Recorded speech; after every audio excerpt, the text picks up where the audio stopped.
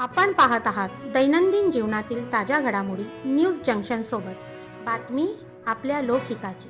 लॉटरीद्वारे होणार मुंबईच्या महापौरांची निवड, जाणून घ्या नियम काय सांगतात। देशभरातील बहुतांश शहरी स्थानिक स्वराज्य संस्थांच्या कायद्यानुसार महापौर पद अनुसूचित जाती, अनुसूचित जमाती, इतर मागासवर्ग आणि महिलांसाठी आळीपाळीने राखीव ठेवले जाणे आवश्यक आहे।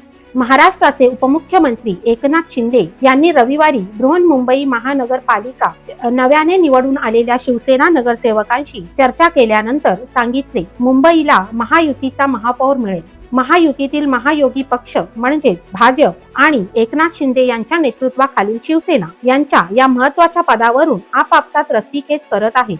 तरीही मुंबईला तात्काळ महापौर मिळणार नाही याचे कारण म्हणजे महापौर निवडीसाठी स्वतंत्र कायदेशीर प्रक्रिया असते, जी नवी महासभा अधिकृतपणे स्थापन झाल्यानंतरच सुरू होते। महापौरांची निवड नगरसेवकांकडून केली जाते आणि हे पद आरक्षणाच्या कक्षेत येते। जोपर्यंत लॉटरीच्या माध्यमातून आरक्षण निश्चित होत नाही आणि त्याची अधिकृत अधिसूचना जारी होत नाही, तोपर्यंत राजकीय पक्ष आपल्या उमेदवारांची नावे जाहीर करू शकत नाही। त्यामुळे या आठवड्यात मुंबईला महापौर मिळण्याची शक्यता कमी आहे।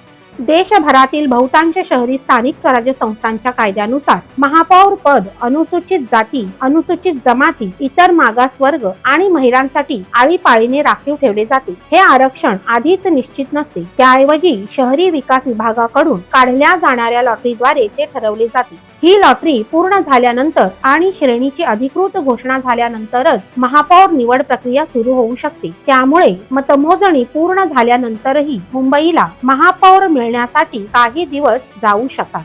अशाच राज्य आणि देशातील ताज्या घडामोडी पाहण्यासाठी आपल्या न्यूज जंक्शन चॅनलला लाईक, सबस्क्राईब करून बेल आयकॉनला क्लिक करा।